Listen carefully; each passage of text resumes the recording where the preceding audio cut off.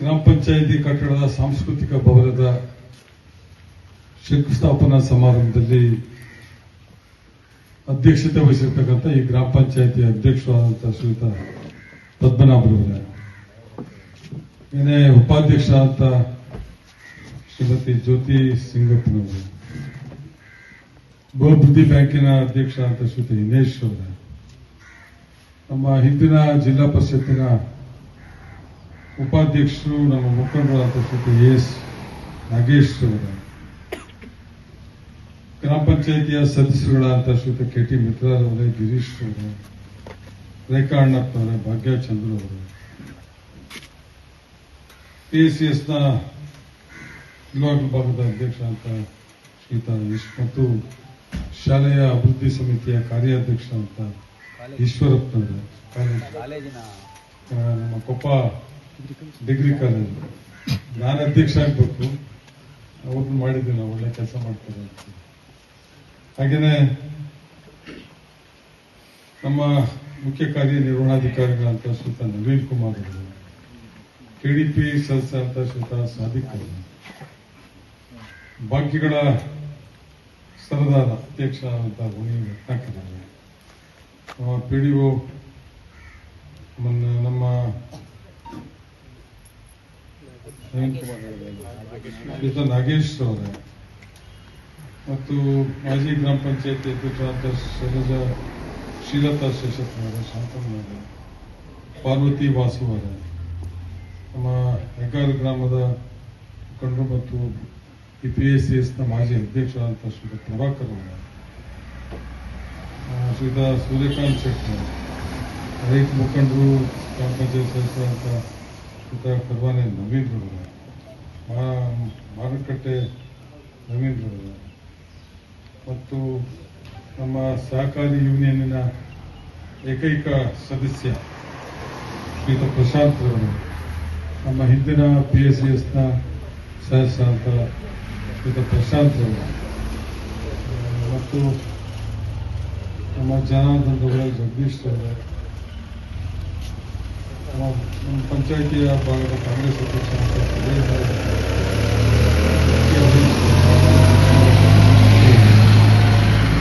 ಮತ್ತು ನಮ್ಮ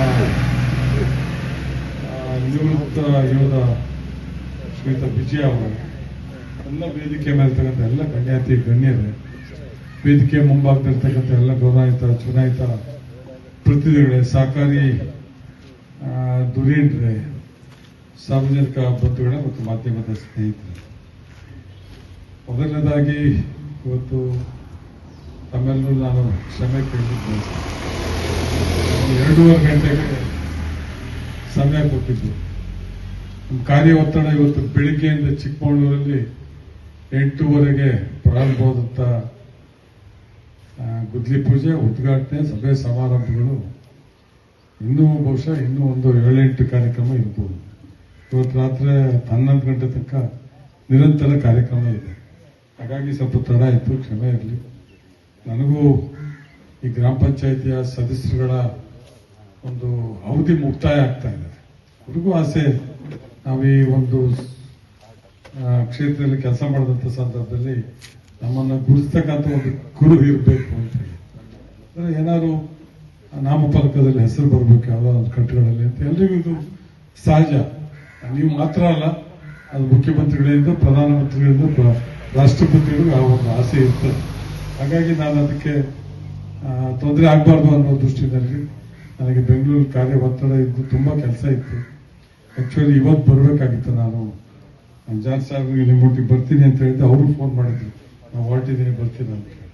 ನಿನ್ನೆ ರಾತ್ರಿನೇ 1 ಗಂಟೆ ರಾತ್ರಿಗೆ ಮನೆಗೆ ಬರ್ತೀವಿ. ಬೆಳಿಗ್ಗೆಯಿಂದ ಮೊನ್ನೆ ರಾತ್ರಿ ಬೆಳಿಗ್ಗೆಯಿಂದ ನಿಮ್ಮ ಜೊತೆ ಕೆಲಸಕ್ಕೆ ತೋರಿಸ್ಕೊಂಡಿದ್ದೀನಿ.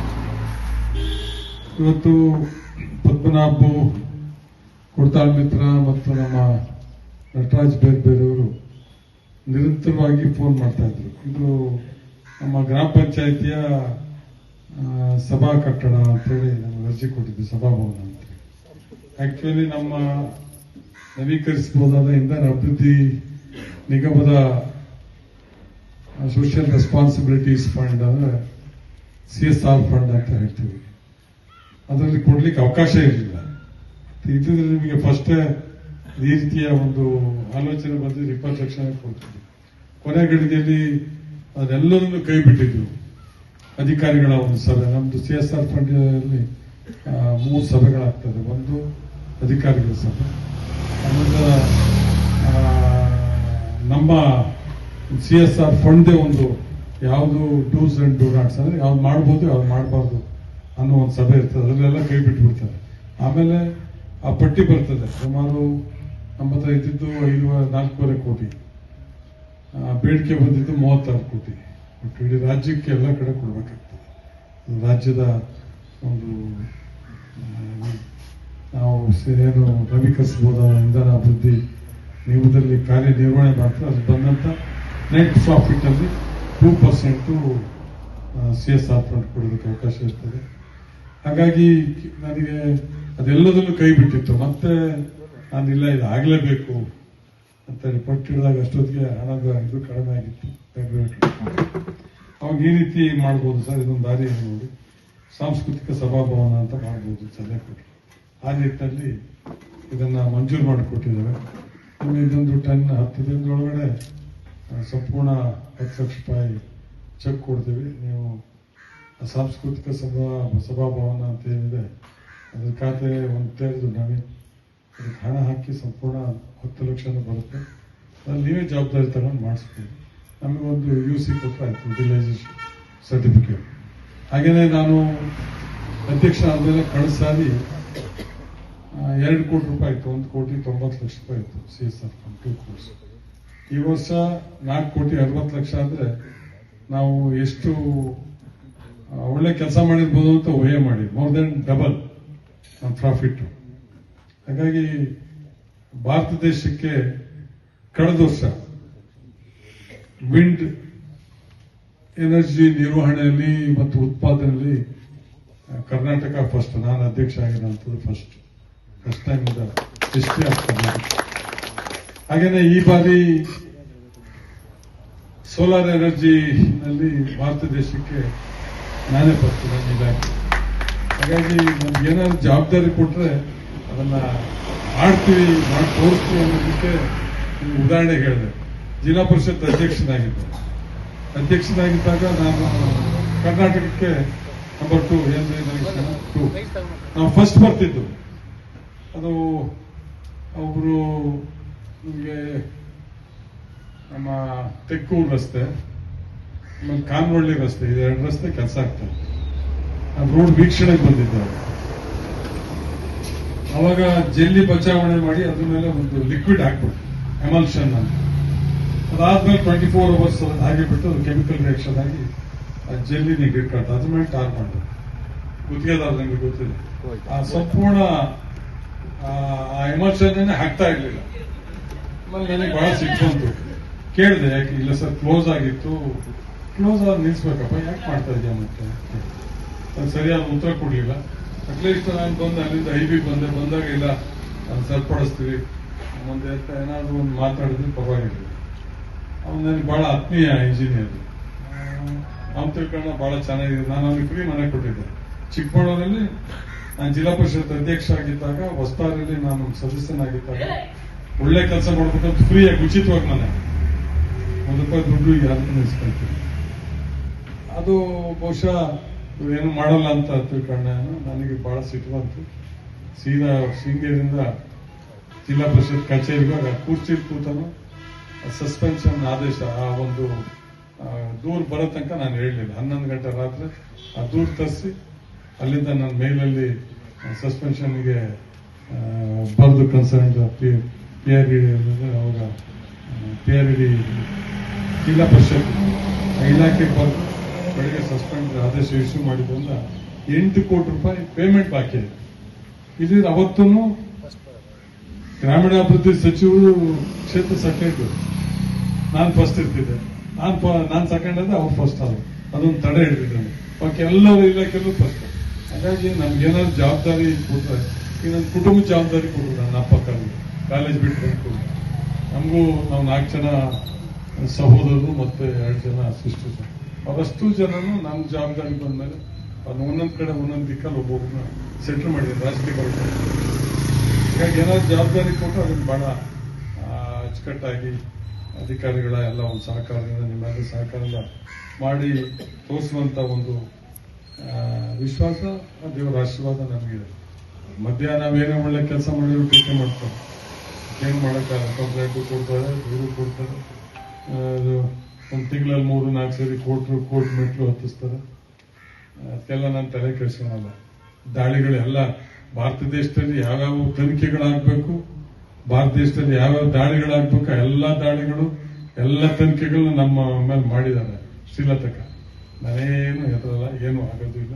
ನಮ್ದು ಯಾವುದು ರಾಜಕೀಯಕ್ಕೆ ಬರೋದಕ್ಕಿಂತ ಮುಂಚೆ ಎಷ್ಟು ಆಸ್ತಿ ಇತ್ತು ಅದನ್ನ ವಾಪಸ್ ಕೊಟ್ಟು ಸರ್. ರಾಜಕೀಯಕ್ಕೆ ಬಂದ್ಮೇಲೆ ದುಡ್ಡು ಮಾಡೋದು, ರಾಜಕೀಯ ಬರೋದಕ್ಕೆ ಮುಂಚೆ ಇತ್ತಲ್ಲ ಅದು ಉಳಿಸ್ಕೊಂಡು ಸಾಕು ನಾವು. ಹಾಗೆ ಆತರ ಏನು ಈ ಕ್ಷೇತ್ರಕ್ಕೆ ದ್ರೋಹ ಬರುವಂತ, ಬಗೆಯುವಂತ ಮತ್ತು ಕೆಟ್ಟ ಹೆಸರು ತರುವಂತ ಯಾವುದೇ ಕೆಲಸಗಳನ್ನು ಹಿಂದೇನೂ ಮಾಡಿಲ್ಲ, ಮುಂದೇನೂ ಮಾಡೋದಿಲ್ಲ ಅನ್ನುವ ಮಾತನ್ನ ಹೇಳ್ತಾ ಇದ್ದಂತ ಒಂದು ತಾವು ಕೊಟ್ಟಂತ ಜವಾಬ್ದಾರಿಯನ್ನ ಶಕ್ತಿ ಮೀರಿ ಇಂಥ ಒಂದು ಕಷ್ಟ ಕಾಲದಲ್ಲೂ ಕೂಡ ತಮಗೆ ಗೊತ್ತಿದೆ, ಒಂದು ವರ್ಷಕ್ಕೆ ಸುಮಾರು 60,000 ಕೋಟಿ ರೂಪಾಯಿ ಬಾಕಿಗಳಿಗೆ ಹೋಗುತ್ತೆ. ಪ್ರತಿಯೊಂದು ಮನೆಗೆ ಯಾವುದೇ ಭ್ರಷ್ಟಾಚಾರ ಇಲ್ಲದೆ, ₹1 ಕರಪ್ಷನ್ ಇಲ್ಲ. ಬಹುಶಃ ಅದು ಇಲ್ದಲೇ ಇದ್ರೆ ಒಂದೊಂದು ಕ್ಷೇತ್ರಕ್ಕೆ ಸುಮಾರು 300 ಕೋಟಿ ರೂಪಾಯಿ ಬರೋದು ಅಭಿವೃದ್ಧಿಗೆ. 300 ಕೋಟಿ ಅಂದ್ರೆ 5 ವರ್ಷಕ್ಕೆ 1,50,000 ಕೋಟಿ ಬರೋದು. 1,50,000 ಕೋಟಿ ಎಷ್ಟು ಅಭಿವೃದ್ಧಿ ಮಾಡಿ ತೋರಿಸ್ಬೇಕು ನಾವು. ಒಂದು ರಸ್ತೆನೂ ಉಳಿತಿರ್ಲಿಲ್ಲ. ಅದ್ರ ಜೊತೆಗೆ ಇನ್ನು 1,50,000 ಕೋಟಿ ಹೆಚ್ಚುವರಿ ಅನುದಾನ ತಂದು ಅಭಿವೃದ್ಧಿ ಮಾಡುವಂತ ಎಲ್ಲ ನಮಗೆ ಅಷ್ಟೊಂದು ಗೌರವವನ್ನು ನಾವು ಸರ್ಕಾರದ ಮಟ್ಟದಲ್ಲಿ ನಾವು ಇಟ್ಕೊಂಡಿದ್ದೇವೆ. ನಮ್ಮ ಮುಖ್ಯಮಂತ್ರಿಗಳ ಸಿದ್ದರಾಮಯ್ಯನವರಾಗ್ಲಿ ಅಥವಾ ಉಪಮುಖ್ಯಮಂತ್ರಿಗಳಾಗ್ಲಿ ಅಥವಾ ನಮ್ಮ ಜಿಲ್ಲಾ ಉಸ್ತುವಾರಿ ಸಚಿವರು ಜಾರ್ಜ್ ಸಾಹೇಬರಾಗ್ಲಿ ನಾವೇನು ಕೇಳಿದ್ರು ಇಲ್ಲ ಅಂದಿಲ್ಲ, ಅದನ್ನ ಮಾಡುವಂತ ಕೆಲಸ ಮಾಡಿದ್ದಾರೆ. ಜೊತೆಗೆ ಸ್ವಲ್ಪ ದೂರಗಳಿಂದ ನಮ್ಮ ಕಾರ್ಯಕರ್ತರು ಬೈತಾ ಇರ್ತಾರೆ, ಹಳ್ಳಿಗೆ ಬರಲಿಲ್ಲ, ಮಾತಾಡಿಸ್ಲಿಲ್ಲ, ಪಕ್ಷ ಸಂಘಟನೆ ಮಾಡಲಿಲ್ಲ, ಗ್ರಾಮಕ್ಕೆ ಭೇಟಿ ಕೊಡಲಿಲ್ಲ, ನಮ್ಮನ್ನು ಮಾತಾಡಿಸ್ಲಿಲ್ಲ ಅನ್ನೋ ದೂರಗಳಿದ್ದಾವೆ. ಎಲ್ಲದಕ್ಕಿಂತ ಮಿಗಿಲಾದಂತ ಈ ಕ್ಷೇತ್ರದಲ್ಲಿರ್ತಕ್ಕಂಥ ಅತ್ಯಂತ ಜಲ್ವಂತ ಸಮಸ್ಯೆ ಇದು ಒತ್ತುವರಿ ಸಮಸ್ಯೆ. ನಿಮಗೆ ಗೊತ್ತಿದೆ, ಮನೆ ಕಟ್ಕೊಂಡವರಿಗೆ ನಾವು ಹಕ್ಕುಪತ್ರ ಕೊಡಕ್ಕೆ ಸಾಧ್ಯ ಆಗ್ತಾ ಇಲ್ಲ. 94C ಮತ್ತು ಬಗರುಕ್ಕು 50, 53 ಮತ್ತು 57 ನಾವು ಹಕ್ಕುಪತ್ರ ಕೊಡಕ್ಕೆ ಆಗ್ತಾ ಇಲ್ಲ. ಕಾರಣ ಹಿಂದೆ ಇದ್ದಂತ ಒಂದು ಉದಾಸೀನದಿಂದ ಎಲ್ಲದನ್ನು ಫಾರೆಸ್ಟ್ ನೋಟಿಫಿಕೇಶನ್ಗಳಾಗಿದ್ದಾವೆ. ನವೀನಿಗೆ ಅರ್ಥ ಆಗ್ತದೆ, ಗ್ರಾಮ ಪಂಚಾಯತಿಯ ಪಿಡಿಒಗಳಿಗೆ, ಅಧ್ಯಕ್ಷರಿಗೆ, ಎಲ್ಲ ಸದಸ್ಯರಿಗೆ ಅರ್ಥ ಆಗ್ತದೆ. ಒಂದು ಸೈಟ್ ಕೊಡಕ್ಕೆ ಸಾಧ್ಯ ಇಲ್ಲ. ಆ ರೀತಿಯ ವಾತಾವರಣ ನಿರ್ಮಾಣ ಆಗಿದೆ. ಆ ಒಂದು ಸಂಕೋಲೆಯಿಂದ ಹೊರತರೋದಕ್ಕೆ 2.25 ವರ್ಷಗಳ ಕಾಲ ಹಿಂದೆ ಯಾರು ನಮ್ಮ ಮೇಲೆ ಆರೋಪ ಮಾಡ್ತಾರೆ, ಅವ್ರ ಹೆಸರು ಹೇಳೋದಿಲ್ಲ, ಹೆಸರು ಹೇಳೋಕ್ಕೂ ಮನಸ್ಸು ಬರೋದಿಲ್ಲ, ಯಾರು ಆರೋಪ ಮಾಡ್ತಾರೆ ತಿಳ್ಕೋಬೇಕಾದ್ ನೀವು. ಅವ್ರ ಕಾಲದಲ್ಲಿ ಆದಂತ 2017, 18ರಲ್ಲಿ 16, 17, 18ರಲ್ಲಿ ಯಾರಿದ್ರು ಇಲ್ಲಿ ನಮಗೆ? ಯಾಕೆ ಆ ಸಮಿತಿ ರದ್ದಾಯ್ತು ತಿಳ್ಕೋಬೇಕು ನೀವು ನೋಡಿ. ಆ ರದ್ದಾದಂತ ಸಮಿತಿನ ಮತ್ತೆ ಪುನಃ ಸ್ಥಾಪನೆ ಮಾಡೋದಕ್ಕೆ 2.25 ವರ್ಷ 2.25 ವರ್ಷ ಸತತ ಹೋರಾಟ ಮಾಡಿದ್ವಿ. ಸತತ ಒಂದು 50-60 ಸರಿ ಕರ್ನಾಟಕ ಅರಣ್ಯ ಭವನಿಗೆ ಹೋಗಿರ್ಬೋದು, ಜಿಲ್ಲಾಧಿಕಾರಿಗಳ ಕಚೇರಿಗೆ ಹೋಗಿರ್ಬೋದು, DFO ಕಚೇರಿಗೆ ಹೋಗಿರ್ಬೋದು, ACFO, RFO ಫೋನಲ್ಲಿ ಮಾತಾಡಿದ್ದೀನಿ. ಅದು ಕೆಲವೊಮ್ಮೆ ನವೀನ ಬಂದಿರೋ ಗೊತ್ತಿದೆ ಅವ್ರಿಗೆ ಎಷ್ಟು ಓಡಾಡಿದ್ವಿ ಅಂತ. ಅಂತೂ ಇಂತೂ ಅದು ಅರಣ್ಯ ಭವನಕ್ಕೆ ಹೋಗಿ, ಮಂತ್ರಿ ಅರಣ್ಯ ಸಚಿವರಿಗೆ ಹೋಗಿ, ಅಲ್ಲಿಂದ ಮತ್ತೆ ರೆವಿನ್ಯೂ ಅಭಿಪ್ರಾಯಕ್ಕೆ ಹೋಗಿ, ಅಲ್ಲಿ ಅವರು 6 ತಿಂಗಳು ಇಟ್ಕೊಂಡು ರೆವಿನ್ಯೂ ಇಲಾಖೆನಲ್ಲಿ, ಅಲ್ಲಿಂದ ಮತ್ತೆ ಪೂರಕ ಆದೇಶ ಹೊರಡಿಸಿ ಇವತ್ತು ಟಾಸ್ಕ್ ಫೋರ್ಸ್ ಸಮಿತಿ ರಚನೆ ಆಗಿದೆ. ಸರ್ವೆ ಕಾರ್ಯ ಈಗಾಗಲೇ ಪ್ರಾರಂಭ ಆಗಿದೆ. ನಿಮ್ಗೆ ಯಾರಾದ್ರೂ ಕನ್ಫ್ಯೂಷನ್ ಇದ್ರೆ ನೀವು ಒಂದು ಹೇಳಿದ್ರೆ DFO ಕಚೇರಿಗೆ ಹೋದ್ರೆ ಅವರು ಸರ್ವೆ ಮಾಡ್ತಾರೆ. ನಿಮ್ಗೆ ಯಾರಿಗೂ ಗೊತ್ತಿಲ್ಲ ಯಾವ ರೀತಿ ಸರ್ವೆ ಮಾಡ್ತಾರೆ. ಒಂದು ಗ್ರಾಮ ತೆಗೆದುಕೊಂಡ್ರೆ ಆ ಗ್ರಾಮದಲ್ಲಿ ಎಷ್ಟು ಜಾಗ ಮಂಜೂರಾಗಿರುವಂತ ಜಾಗ ಇದೆ, ಎಷ್ಟು ಜಾಗ ಒತ್ತುವರಿ ಆಗಿದೆ, ಎಷ್ಟು ಜಾಗ ಫಾರೆಸ್ಟ್ ನೋಟಿಫಿಕೇಶನ್ ಆಗಿರೋಂಥದ್ದಿದೆ, ಎಷ್ಟು ಜಾಗ ಖಾಲಿ ಇದೆ, ಇದನ್ನು ಸರ್ವೆ ಮಾಡ್ತಾರೆ. ಇದು ಪಕ್ಕಾ ಸರ್ವೆ ಆದ್ಮೇಲೆ ನಮಗೆ ಅವ್ರು ಏನ್ ನೋಟಿಫಿಕೇಶನ್ ಮಾಡಿದ್ದಾರೆ ಜಾಗ, ನನಗೆ ಗೊತ್ತಿದ್ದಾಗ ಅದು ಬಹುತೇಕ ಅಷ್ಟು ಜಾಗ ಸಿಗುತ್ತೆ. ಸಿಗ್ಲಿಲ್ಲ ಅಂದಾಗ ನಮಗೆ ಪರ್ಯಾಯವಾಗಿ ಬೇರೆ ಕಡೆ ಮುಳ್ಳಯ್ಯನಗಿರಿ ಕೊಡುವಂತ ತೀರ್ಮಾನ ಮಾಡಿದ್ವಿ ನಾವೀಗಾಗಲೇ. ಕೆಲವು ಕುದುರೆಮುಖ ರಾಷ್ಟ್ರೀಯ ಉದ್ಯಾನವನದಲ್ಲಿ ಇರುವಂತಹ ಕಂದಾಯ ಭೂಮಿಯನ್ನು ಅವರಿಗೆ ಕೊಡುವಂತ ತೀರ್ಮಾನ, ಇವೆಲ್ಲವೂ ಕ್ರೋಢೀಕರಣ ಮಾಡಿ ನಮ್ಗೇನು ಒತ್ತುವರಿ ಆಗಿದ್ದಾರೆ ಅವ್ರನ್ನ ಇದರಿಂದ ಹೊರಗಡೆ ತಂದು ಅವ್ರಿಗೆ ಹಕ್ಕುಪತ್ರ ಕೊಡುವಂತದಕ್ಕೆ ನಾವು ಶಕ್ತಿ ಮೀರಿ ಪ್ರಯತ್ನ ಮಾಡ್ತಿದ್ದೀವಿ. ಅದಿನ್ನು 6 ತಿಂಗಳು ಹಿಡಿತದೋ, 1 ವರ್ಷ ಹಿಡಿತದೋ, 2 ವರ್ಷ ಹಿಡಿತೋ ಗೊತ್ತಿಲ್ಲ, ಖಂಡಿತ ಅದಾಗ್ತದೆ. ಹಾಗಾಗಿ ಯಾರು ಆತಂಕ ಪಡಬೇಕಾಗಿಲ್ಲ. ಜೊತೆಗೆ ಕಂದಾಯ ಗ್ರಾಮ, ಉಪ ಕಂದಾಯ ಗ್ರಾಮ ಅಂತೇಳಿ ಮಾಡಿ, ಯಾವ ಕಂದಾಯ ಭೂಮಿನಲ್ಲಿ ಕಂದಾಯ ಗ್ರಾಮ, ಉಪ ಕಂದಾಯ ಗ್ರಾಮ ಸುಮಾರು ಗುಂಪು ಮನೆಗಳು 50ರಿಂದ ಒಳಗಡೆ ಇದ್ದಂತ ಮನೆಗಳು ಉಪ ಕಂದಾಯ ಗ್ರಾಮ, 50ರಿಂದ 100 ಮೇಲಿದ್ರೆ ಅದು ಕಂದಾಯ ಗ್ರಾಮ ಅನ್ನುವ ಒಂದು ಆದೇಶ ಹೊರಡಿಸಿ, ಆ ನಿಟ್ಟಲ್ಲೂ ಕೂಡ ಈ ತಹಸೀಲ್ದಾರರು, ನಮ್ಮ ತಾಲೂಕ್ ಪಂಚಾಯಿತಿಯ ಎಲ್ಲ ಅಧಿಕಾರಿಗಳು ಆ ನಿಟ್ಟಿನಲ್ಲಿ ಜಾಗ ಪತ್ತೆ ಹಚ್ಚತಕ್ಕಂಥ ಕೆಲಸಗಳನ್ನು ಮಾಡ್ತಾ ಇದ್ದಾರೆ. ಅದಾದ್ರೆ ನಿಮಗೆ ಹಕ್ಕುಪತ್ರ ಕೊಡುವಂತ ಕೆಲಸ ಆಗ್ತದೆ. ನೆಮ್ಮದಿಯ ಬದುಕು ಕೂಡ ಸಿಗ್ತದೆ. ಇದ್ದರೆ ನಿಮ್ಮೆಲ್ಲರ ಬದುಕು ಆತಂಕದಲ್ಲಿ ಇರಬೇಕಾಗುತ್ತೆ. ಯಾವತ್ತು ಏನು ಕಾನೂನುಗಳು ಬರ್ತವೆ, ಒಂದಿನ ಸುಪ್ರೀಂ ಕೋರ್ಟ್ ತೆರವುಗೊಳಿಸಿ ಅಂತ ಆದೇಶ ಮಾಡಿದ್ರೆ ಯಾರು ತಡೆಯಕ್ಕಾಗಲ್ಲ. ನಾವು ಮಾತಾಡ್ತೀವಿ, ಅದ್ ಮಾಡ್ತೀವಿ, ಆ ಸ್ಟ್ರೈಕ್ ಮಾಡ್ತೀವಿ, ಊರ್ ಸೇರ್ತೀವಿ, ಅವೆಲ್ಲ ಏನ್ ನಡೆಯೋದಿಲ್ಲ. ಕತ್ಕೂಡದಲ್ಲೆಲ್ಲ ನಾನು ನೋಡಿದ್ದೀನಿ. ಕತ್ಕೂಡದಲ್ಲಿ ಅವತ್ತು ಶಗೀರ್ ಅಹಮದ್ ಟ್ರಾನ್ಸ್ಪೋರ್ಟ್ ಮಿನಿಸ್ಟರ್ ಆಗಿದ್ರು, ಆಮೇಲೆ ಹೌಸಿಂಗ್ ಮಿನಿಸ್ಟರ್ ಆಗಿದ್ರು, BL ಶಂಕರ್ ಸಭಾಪತಿಗಳಾಗಿದ್ರು. ಸಭಾಪತಿ ಅಂದ್ರೆ ದೊಡ್ಡ ಉನ್ನತ ಹುದ್ದೆ ವಿಧಾನಸೌಧದ ವ್ಯಾಪ್ತಿನಲ್ಲಿ. ಅದು ನೆಕ್ಸ್ಟ್ ರಾಜ್ಯಪಾಲನೆ ಬರೋದು. ಅವ್ರಿಗೇನು ಉಳಿಸ್ಕೊಳಕ್ಕಾಗ್ಲಿಲ್ಲ, ಬಂದು ಪೊಲೀಸ್ ತಂದು ತೆರವುಗೊಳಿಸಿದ್ರು. ಎಲ್ಲ ಬಹಳ ಜನ ರೈತರುಗಳು ಹೋಗಿ ಪ್ರೊಟೆಸ್ಟ್ ಮಾಡಿ ಗಲಾಟೆ, ವಿಷ ಕುಂದು ಎಲ್ಲ ಏನ್ ಮಾಡಿದ್ರು ಬಿಡ್ಲಿಲ್ಲ, ತೆರವುಗೊಳಿಸಿದ್ರು. ಹಂಗಾಗ್ತದೆ. ಹಾಗಾಗಿ ಅದಾಗಬಾರ್ದು ಅನ್ನೋಂಥ ದೃಷ್ಟಿಯಲ್ಲಿ ಆ ನಿಟ್ಟಿನಲ್ಲಿ ನಾನು ನನ್ನ 2.25 ವರ್ಷ ಸತತ ಹೋರಾಟ ಮಾಡಿ ಅದಕ್ಕೊಂದು ನ್ಯಾಯ ಒದಗಿಸ್ತಕ್ಕಂಥ ಪ್ರಕ್ರಿಯೆ ಚಾಲನೆ ಆಗಿದೆ. ಖಂಡಿತವಾಗೂ ನನಗೆ ಅದರಿಂದ ನಮಗೆ ಆ ಸಮಸ್ಯೆಯಿಂದ ನಾವು ಹೊರಗಡೆ ಬರ್ತೀವಿ ಅನ್ನುವ ಎಲ್ಲ ಆತ್ಮವಿಶ್ವಾಸವನ್ನು ನಾವು ಹೊಂದಿದ್ದೇವೆ. ಅದನ್ನ ಹೇಳ್ತಾ ಹೋದ್ರೆ ನವೀನ್ ಒಂದ್ಸಲಿ ಮೊನ್ನೆ ಕುಡಿಗೆ ನಿಂತಿದ್ದೀವಿ. ಅವಾಗ ಆನ್ಲೈನ್ ಇರಲಿಲ್ಲ, ಆಫ್ಲೈನ್ ಅಲ್ಲಿ ಅರಣ್ಯ ಇಲಾಖೆ ಅನುಮತಿ ಇನ್ನೇನು ಕೊನೆ ಪರ್ಮಿಷನ್ ಆಯ್ತು, ಲಾಸ್ಟ್ PCF ಸೈನ್ ಆಯ್ತು. ಒಂದು ಪ್ರೆಸ್ ಮೀಟ್ ಮಾಡಿದ್ರು. ಪ್ರೆಸ್ ಮೀಟ್ ಮಾಡೋದಕ್ಕಿಂತ ಒಂದು ವಾರ ಮುಂಚೆ ಆನ್ಲೈನ್ ಅಲ್ಲಿ ಅರ್ಜಿ ಹಾಕ್ಬೇಕು ಅಂತ ಅದೊಂದೇ ಸೆಂಡ್ ಪಾಯಿಂಟ್ ಇಟ್ಕೊಂಡು ನಮ್ಮವರೇ ಹೋಗೋದು ಮಾಡಬಾರ್ದು ಅನ್ನೋ ಒಂದು ಉದ್ದೇಶ. ಈ ತರ ಎಲ್ಲ ನಿರಂತರ ಕಿಟ್ಗಳನ್ನ ಅಭಿವೃದ್ಧಿಗೆ ಅಡ್ಗಾಲ ಹಾಕಿ ಈ ಬರೀ ಕೇಸು ಕೋರ್ಟ್ ಎಲ್ಲ ಇದ್ರ ಜೊತೆಗೆ ಅಭಿವೃದ್ಧಿಗೂ ಅಡ್ಗಾಲ ಹಾಕ್ತಂತ ಉದಾಹರಣೆ ನಮ್ಮ ಸ್ನೇಹಿತರು ಮಿತ್ರ ಅವ್ರಿಗೆಲ್ಲ ಗೊತ್ತಿದೆ, ನಾಗೇಶ್ವರನಿಗೆ ಗೊತ್ತಿದೆ. ಅದು ನಾನು ಯಾವ ಧರ್ಮ ಕ್ಷೇತ್ರದ ಬಗ್ಗೆ ಬಂದು ಹೇಳಲಿಕ್ಕೆ ನಾನು ತಯಾರಿದ್ದೇನೆ. ಇಷ್ಟೆಲ್ಲ ತೊಂದರೆ ಕೊಟ್ಟರು ಒಂದಷ್ಟು ಕೈಲಾದಂತ ಅಭಿವೃದ್ಧಿ ಕೆಲಸಗಳನ್ನ ನಾವು ಮಾಡಿದ್ದೇವೆ. ಮುಂದೆನೂ ಕೂಡ ನಿಮಗೆ ಬೇಗಾರಿಂದ ಹಿಡಿದು ಕೊರ್ಲುಕೊಪ್ಪ ವಯ ಕೊಪ್ಪ ಅಲ್ಲೇ ಒಂದು ರಸ್ತೆ ಅಭಿವೃದ್ಧಿ ಮಾಡೋದಕ್ಕೆ ಸುಮಾರು 19 ಕೋಟಿ ರೂಪಾಯಿ ಮಂಜೂರು ಮಾಡಿಸಿದ್ವಿ. ಅದೇನು ಕೆಲಸ ಪ್ರಾರಂಭ ಆಗಿಲ್ಲ, ಪ್ರಾರಂಭ ಆಗ್ತದೆ. ಅದ್ರ ಜೊತೆಗೆ ಚಿಕ್ಕಮಗಳೂರು ವಸ್ತಾರೆಯಿಂದ ನಿಮ್ಮ ಶೃಂಗೇರಿವರೆಗೂ ಸುಮಾರು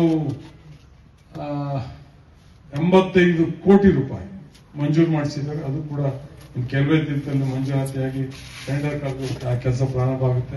ಅದು ಸಂಪೂರ್ಣ ರಸ್ತೆ ಅಭಿವೃದ್ಧಿ ಆಗುತ್ತೆ. ಜೊತೆಗೆ ನಿಮ್ಮ ಜೈಪುರ ರಸ್ತೆ ಅಗಲೀಕರಣ ಹೋಗ್ತಾ ಬರ್ತಾ ನೋಡ್ತಾ ಇರ್ಬೋದು. ಮರ್ಸಿಲೆಸ್ ಆಗಿ ನಾವು ಹೊಡಿತಾ ಇದ್ದೀವಿ. ಪಾಪ ಅವರೆಲ್ಲರೂ ಸಹಕಾರ ಕೊಟ್ಟಿದ್ದಾರೆ, 90 ಭಾಗ ಸಹಕಾರ ಕೊಟ್ಟಿದ್ದಾರೆ. ಅಲ್ಲಿ ಅತಿ ಹೆಚ್ಚು 60-70% ಭೂಮಿ ಕಳ್ಕೊಂಡು ಮುಸಲ್ಮಾನ್ ಸಮುದಾಯ. ಪಾಪ ಅವರೆಲ್ಲ ವಾಲಂಟಿಯರ್ ಆಗಿ ಬೀಚ್ಕೊಡ್ತಾರೆ. ಎಲ್ಲ ಬಾರಿ ಚಾಲೆಂಜ್ ಮಾಡೋದು, ಆ ಮಸೀದಿ ಹೊಡಿಲಿ, ಆ ಗೋಡೆ ಹೊಡಿಲಿ, ಈ ಎಲ್ಲ ಗೋಡೆನೂ ಹೊಡೆದಾಯ್ತು. ಈಗ ಹೊಡೆದಾಗಿದೆ, ಸಹಕಾರ ಕೊಟ್ಟಿದ್ದಾರೆ. ಅದ್ರ ಜೊತೆಗೆ ನಾವು ನಿಮ್ಮ ಹರಿಹರ್ಪುರ ರಸ್ತೆ ಅಗಲೀಕರಣಕ್ಕೆ ಈಗಾಗಲೇ 5 ಕೋಟಿ ರೂಪಾಯಿ ದುಡ್ಡಿಟ್ಟು ಟೆಂಡರ್ ಕರೆದಿದ್ವಿ. ಅದ್ರ ಜೊತೆಗೆ ನಾವು ನಮ್ಮ ಅನುದಾನದಲ್ಲೂ ಕೂಡ ಮುಖ್ಯಮಂತ್ರಿಗಳ ವಿಶೇಷ ಅನುದಾನ ನಮ್ಮ ಶಾಸಕರು ಏನು ಕೊಟ್ಟಿದ್ದು ಅದಕ್ಕೂ ಸುಮಾರು 1.5 ಕೋಟಿನ ಅಥವಾ 2.25 ಕೋಟಿ 2.25 ಕೋಟಿ ಅದಕ್ಕೆ ದುಡ್ಡಿಟ್ಟಿದ್ವಿ. ಅದು ಕೂಡ ಫಸ್ಟ್ ಕ್ಲಾಸ್ ರಸ್ತೆ ಅಗಲ ಮಾಡಿ ಉತ್ತಮ ರಸ್ತೆ ನಿರ್ಮಾಣ ಆಗುತ್ತೆ. ಒಂದು ರಸ್ತೆ ಚೆನ್ನಾಗಾದ್ರೆ ನಿಮ್ದೆಲ್ಲ ವ್ಯಾಲ್ಯೂನೇ ಹೆಚ್ಚಾಗ್ತದೆ. ಆಮೇಲೆ ಇವತ್ತು ಈ ಸರಿ ಇದು ನೋಡಿತಾ ಇದ್ವಿ, ಅದು ಎನ್ನಾಪುರ ಸುಮಾರು 60 ಕೋಟಿ ರೂಪಾಯಿ ಮಂಜೂರು ಮಾಡಿಸಿ ಎನ್ನಾಪುರ ವ್ಯವಸ್ಥೆ ಅಗಲೀಕರಣ ಕೆಲಸ ಇನ್ನು ಸ್ವಲ್ಪ ದಿನದಲ್ಲೇ ಪ್ರಾರಂಭ ಆಗುತ್ತೆ. ಈ ವರ್ಷ 4 ನಾವು ಬಾಳೆಹೊನ್ನೂರು ಅಗಲ ಮಾಡಿದ್ವಿ, ಗೊತ್ತಿಲ್ಲ, ನೋಡ್ತಾ ಇದ್ದೀವಿ ಹೆಂಗಿತ್ತು, ಈಗ ಹೆಂಗಾಗಿದೆ. ಕಡುಗೆರೆ ಅಗಲ ಮಾಡಿದ್ವಿ, ಮಾಗುಂಡಿ ಈಗ ಮಾಡ್ತಾ ಇದೀವಿ, ಜೈಪುರ ಮಾಡ್ತಾ ಇದ್ವಿ, ಹರಿಹರಪುರ ಈಗಾಗಲೇ ಸೌದೆ ಮಾಡೋಕ್ಕೆ ಮಾರ್ಕ್ ಮಾಡೋದಕ್ಕೆ ಹೇಳಾಯ್ತು, ಸೂಚನೆ ಕೊಟ್ಟಾಯ್ತು. ಇಂಜಿನಿಯರ್ ಬಂದು ನಿಮ್ಮನ್ನೆಲ್ಲ ಸಂಪರ್ಕ ಮಾಡಿ ಮಾರ್ಕ್ ಮಾಡ್ತಾರೆ. ಇದನ್ನು ಮಾರ್ಕ್ ಆಗಿದೆ ನಮ್ಮ ಎನ್ನಾಪುರ. ನೆಕ್ಸ್ಟ್ ಕೊಪ್ಪ ಮತ್ತು ಶೃಂಗೇರಿ ಅಲ್ಲಿ ಬಹುತೇಕ ಬಹುತೇಕ ಎಲ್ಲೆಲ್ಲಿ ತುಂಬಾ ರಸ್ತೆ ಓಡಾಡಕ್ಕೆ ತಿರುಗಾಡಕ್ಕೆ ಕಷ್ಟ ಇತ್ತು. ನೀವು ಶಾಪಿಂಗ್ ಮಾಡಕ್ಕೆ ಹೋದ್ರೆ ತಾಯಂದಿರು ಮಾಡಕ್ಕೆ ಆಗ್ತಿರ್ಲಿಲ್ಲ, ಅಲ್ಲಿ ನಡೆದಾಡಕ್ಕೂ ಆಗ್ತಿಲ್ಲ, ಅಂತ ಕೆಟ್ಟ ಪರಿಸ್ಥಿತಿ ಇತ್ತು. ಅಲ್ಲಿ ಫುಟ್ಪಾತ್ ಎಲ್ಲ ಮಾಡಿ ಅದನ್ನು ಕೂಡ ನಿರ್ಮಾಣ ಮಾಡ್ತೀವಿ. ಮತ್ತೆ ನಿಮ್ಮ ಹರಿಹರಪುರ ನಿಲುವಾಗಿಯೂ ಕೂಡ ನಾನು ಎರಡು ಕಡೆನೂ ಬಾಕ್ಸ್ ಡ್ರೈನೇಜ್ ಮಾಡಿ ಟಾರ್ ರೋಡಿಂದ ಡ್ರೈನ್ವರೆಗೂ ಇಂಟರ್ಲಾಕು, ಅದರಿಂದ ಒಳಗಡೆ ಕೂಡ ಇಂಟರ್ಲಾಕಿ ಒಂದು ಬಾಳೆಹೊನ್ನೂರು ತರ ನಿರ್ಮಾಣ ಮಾಡಬೇಕು ಅಂತ ತೀರ್ಮಾನ ಮಾಡಿದ್ದೀವಿ. ಬಹುಶಃ ಇವೆಲ್ಲ ಆದ್ಮೇಲೆ ಮುಂದಿನ ವರ್ಷಗಳಲ್ಲಿ ಅದನ್ನು ಕೂಡ ತೆಗೆದುಕೊಳ್ತೀವಿ ಅಂತ ಹೇಳ್ತಾ, ನೀವು ಯಾವ ಕ್ಷೇತ್ರಕ್ಕೆ ಹೋಗಿ ಯಾವತ್ತು 25-30-40 ವರ್ಷದಾಗ ಆಗದಲ್ಲೇ ಇರೋಂಥ ರಸ್ತೆಗಳನ್ನೆಲ್ಲ ನಾವು ಮಾಡ್ತೇವೆ. ನಿಮಗೆ ಹೊಸ ಒಂದು ನಿಮ್ಯಾವುದು ಹರಿಹರಪುರ ಮೇಗುಂದ ಹೋಗ್ಲಿ ಕೆಲಸ ಆಗಿಲ್ಲಕ್ಕೆ 100 ಕೋಟಿಗೆ ಹೆಚ್ಚು ಅದೊಂದು ಹೋಗ್ಲಿ ದುಡ್ಡು ಕೊಟ್ಟಿದೆ, ಮೋರ್ ದನ್ 100 crores.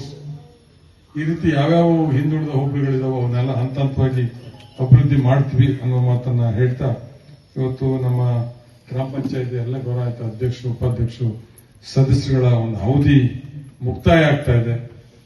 ತಾವು ಇಷ್ಟು ದಿನ ಶಕ್ತಿ ಮೀರಿ ಒಳ್ಳೆ ಕೆಲಸ ಮಾಡಿದಿರಿ. ನಿಮಗೆ ಬರುವಂತ ಒಂದು ಅನುದಾನದ ಇತಿಮಿತಿ ಒಳಗಡೆ ಅದು ಅಧಿಕಾರಿಗಳಿಗೆ ಗೊತ್ತ ಎಷ್ಟು ಬರ್ತದೆ, ತಾಲೂಕ್ ಪಂಚಾಯತ್ಗೆ ಎಷ್ಟು ಜೆಡ್ಪಿಗೆ ಎಷ್ಟು ಗ್ರಾಮ ಪಂಚಾಯತಿಗೆ ಬರುತ್ತೆ ಅನ್ನೋ ಒಂದು ಮಾಹಿತಿ ಇದೆ. ಬರುವಂತ ಅನುದಾನದಲ್ಲಿ ಒಳ್ಳೆ ಕೆಲಸ ಮಾಡಿದ್ದೀರಿ. ಪಕ್ಷಾತೀತ ತಮ್ಮ ಅವಧಿ ಮುಗಿತಾ ಇದೆ. ಮತ್ತೆ ನಿಮ್ಮ ಜನರ ವಿಶ್ವಾಸ, ಪ್ರೀತಿ, ನೀವು ಮಾಡಿದಂತ ಕೆಲಸಗಳನ್ನ ಜನರ ಮುಂದೆ ಇಟ್ಟು ಮತ್ತೆ ನೀವು ಅಲ್ಲಿಗೆ ಬನ್ನಿ ಅಂತೇಳಿ ಒಂದು ಆಶಯವನ್ನು ವ್ಯಕ್ತಪಡಿಸ್ತಾ, ನಿಮ್ಮ ಸೇವೆಗೆ ಕ್ಷೇತ್ರದ ಶಾಸಕನಾಗಿ ನನಗೆ ಧನ್ಯವಾದವನ್ನು ಸಮರ್ಪಣೆ ಮಾಡ್ತಾ, ನಾವು ವಿನೇಶ್ ಇದ್ದಾರೆ, ಅವ್ರಿಗೆಲ್ಲ ಜವಾಬ್ದಾರಿ ಕೊಟ್ಟಾಗ ಸಾಹಿತ್ಯ ಪರಿಷತ್ತಿನ ಜವಾಬ್ದಾರಿ ಕೊಟ್ಟು ಕಮ್ಮರಡಿಯಲ್ಲಿ ತುಂಬಾ ಉತ್ತಮ ಕಾರ್ಯಕ್ರಮ ಮಾಡಿ ದುಡ್ಡು ಉಳಿಸಿ ಒಂದು ಬಸ್ ಶೆಲ್ಟರ್ ಕಟ್ಟಿದ್ರು. PLD ಭೂ ಅಭಿವೃದ್ಧಿ ಬ್ಯಾಂಕಿನ ಅಧ್ಯಕ್ಷನ ವಿಜಯಣ್ಣ ಅವರೆಲ್ಲ ಸೇರಿ ಮಾಡಿದ್ರು.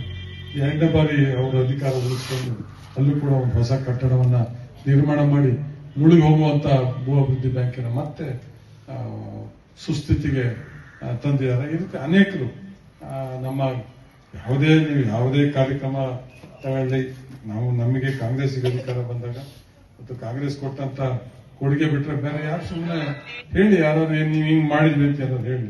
ಇವತ್ತು ನಾವು ನರೇಗಾ ಯೋಜನೆ ಇದು ನಮ್ಮ ಮಹಾತ್ಮ ಗಾಂಧೀಜಿ ನರೇಗಾ ರಾಷ್ಟ್ರೀಯ ಗ್ರಾಮೀಣ ಉದ್ಯೋಗ ಖಾತ್ರಿ ಯೋಜನೆ ಅಂತ, ಅದು ಮನಮೋಹನ್ ಸಿಂಗರ ಕನಸು. ಪ್ರತಿಯೊಂದು ಹಳ್ಳಿನೂ ಪ್ರತಿಯೊಬ್ಬರಿಗೂ ಉದ್ಯೋಗ ಸಿಗಬೇಕು, 365 ದಿನಗಳು ಅಂತ ತಂದಂತ ಯೋಜನೆ. ಅದ್ರ ಮುಖಾಂತರ ಗ್ರಾಮ ಪಂಚಾಯತ್ಗೆ ಅತಿ ಹೆಚ್ಚು ಕೋಟಿಗಟ್ಟಲೆ ಅನುದಾನ ತರುವಂತ ಅವಕಾಶ ಇದೆ. ನೀವೆಲ್ಲ ಒಟ್ಟಾಗಿ ಕೆಲಸ ಅದನ್ನು ತೆಗೆದು ಜಿ ರಾಮ್ಜಿ ಅಂತ ಹೆಸರು ಬದಲಾವಣೆ ಮಾಡಿ ಅದನ್ನ ಕೇಂದ್ರ ಸರ್ಕಾರದ ಆಡಳಿತಕ್ಕೆ ತರ್ತಾರೆ. ಕೆಲಸ ಮಾಡೋದ್ರೆ ಗ್ರಾಮ ಪಂಚಾಯತಿ ಅಲ್ಲಿ ಅವ್ರಿಗೇನ್ ಗೊತ್ತಿರ್ತದೆ, ನಿರ್ವಾಹಣೆಯಲ್ಲಿ ಎಷ್ಟು ಹಳ್ಳಿ ಇದಾವೆ, ಎಷ್ಟು ಹಳ್ಳಿ ಏನೇನು ಆಗ್ಬೇಕು ಅಂತ ಅವ್ರಿಗೇನು ಗೊತ್ತು. ಪ್ರತಿಯೊಂದು ಕಾಮಗಾರಿನ ಅವ್ರು ಆಯ್ಕೆ ಮಾಡೋದು. ಅಲ್ಲಿದ್ದ ನಿರ್ವಹಣೆ 90% ಕೇಂದ್ರ ಸರ್ಕಾರ ಮನಮೋಹನ್ ಸಿಂಗ್ ಇದ್ದಾಗ ಕಾಂಗ್ರೆಸ್ ಸರ್ಕಾರ ಇದ್ದಾಗ ಕೊಡ್ತಿದ್ದು, ಅದನ್ನೀಗ 60-40 ಮಾಡಿದ್ದಾರೆ. ರಾಜ್ಯ ಸರ್ಕಾರ 40 ಕೊಡಬೇಕು. ಈ ರೀತಿ ಹೆಸರು ಬದಲಾವಣೆ ಮಾಡಿ ಒಂದು ಕಟ್ಟಾಗ್ತಕ್ಕಂಥ ಕೆಲಸಗಳನ್ನ ಮಾಡ್ತಾ ಇದ್ದಾರೆ. ಬಹುಶಃ ಎಲ್ಲ ಇದ್ರ ವಿರುದ್ಧ ಪ್ರತಿಭಟನೆಗಳು ಮಾಡೋದು ತಪ್ಪದು. ಹಿಂದೆ ಹೆಂಗ್ ವ್ಯವಸ್ಥೆ ಇತ್ತು ಆ ರೀತಿ ವ್ಯವಸ್ಥೆ ಆದ್ರೆ ಒಂದಷ್ಟು ಗ್ರಾಮಗಳಲ್ಲಿ ಅಭಿವೃದ್ಧಿ ಕೆಲಸ ಆಗ್ತದೆ. ಗ್ರಾಮ ಪಂಚಾಯತ್ ಯಾರು ನಿಲ್ಲದೇ ಬೇಡ, ಏನು ಮಾಡಕ್ಕಾಗಲ್ಲ, ಅದಿಲ್ಲ ₹1 ಕೆಲಸ ಮಾಡಕ್ಕಾಗಲ್ಲ. ಸುಮ್ಮನೆ ಗೆದ್ದು ಜನರಿಗೆ ಏನು ಮಾಡಲಿಲ್ಲ ಅನ್ನಿಸ್ತಾರೆ. ಇದ್ರ ಜೊತೆಗೆ ಈಗಾಗಲೇ ನಮಗೆ ಕೊಪ್ಪ ಯಲ್ಲಾಪುರ ಶೃಂಗೇರಿಗೆ ಸುಮಾರು 90 GST ಸೇರಿದಂತೆ 90 ಕೋಟಿ ರೂಪಾಯಿಯಷ್ಟು ಮಂಜೂರು ಮಾಡಿ ಕುಡಿಯ ನೀರು, ಶಾಶ್ವತ ಕುಡಿಯ ನೀರಿನ ವ್ಯವಸ್ಥೆ ಆಗ್ತದೆ. ಮತ್ತು ಗ್ರಾಮೀಣ ಕುಡಿಯ ನೀರಿನ ಯೋಜನೆ ಅಂದ್ರೆ ಬಹುಗ್ರಾಮ ಕುಡಿಯ ನೀರಿನ ಯೋಜನೆ, ಅದಕ್ಕೆ ಇಡೀ ಕೊಪ್ಪ ಯಲ್ಲಾಪುರ ಶೃಂಗೇರಿ ಕಾಂಡ ಒಳಗೊಂಡಂತೆ 700 ಕೋಟಿ ರೂಪಾಯಿ ಕ್ರಿಯಾಶೀಲ ಯೋಜನೆ ಈಗಾಗಲೇ ತಯಾರು ಮಾಡಿ ಮಂಜೂರಾತಿ ಹಂತದಲ್ಲಿದೆ. ಬಹುಶಃ ಅದು ಮಂಜೂರಾಗ್ಬಿಟ್ರೆ ಹಳ್ಳಿ ನಮ್ಮ ತಾಯಂದಿರಿಗೆ, ಅಕ್ಕಂದಿರಿಗೆ ನೀರು ತರೋದಿಲ್ಲ, ಹೊಡಿಲಿಕ್ಕಾಗಿಲ್ಲ, ಮನೆ ಒಳಗಡೆಗೆ ನಿಲ್ಲಿ ಬರ್ತದೆ. ಆ ರೀತಿಯ ಒಂದು ಪ್ರಯತ್ನಗಳು ಕೂಡ ಮಾಡ್ತಾ ಇದ್ದಾರೆ. ಮಂಜೂರಾತಿ ಹಂತದಲ್ಲಿ ಅದಾದ್ರೆ ಆ ಕೆಲಸವನ್ನು ಕೂಡ ಮಾಡ್ತೀವಿ ಅಂತೇಳಿ ಹೇಳ್ತಾ, ಎಲ್ಲದಕ್ಕೂ ಪ್ರಮುಖವಾಗಿ ನಿಮಗೆ ಬದುಕು ಕೊಡುವಂಥದ್ದು, ಹಕ್ಕುಪತ್ರ ಕೊಡುವಂಥದ್ದು, ಆ ನಿಟ್ಟಿನಲ್ಲಿ ನಾವು ಯಶಸ್ಸಾಗ್ತೀವಿ ಅನ್ನೋ ಆಶಾಭಾವನೆಯನ್ನ ನಾವು ಹೊಂದಿದ್ದೇವೆ. ಅದೇ ರೀತಿ ನಮ್ಮ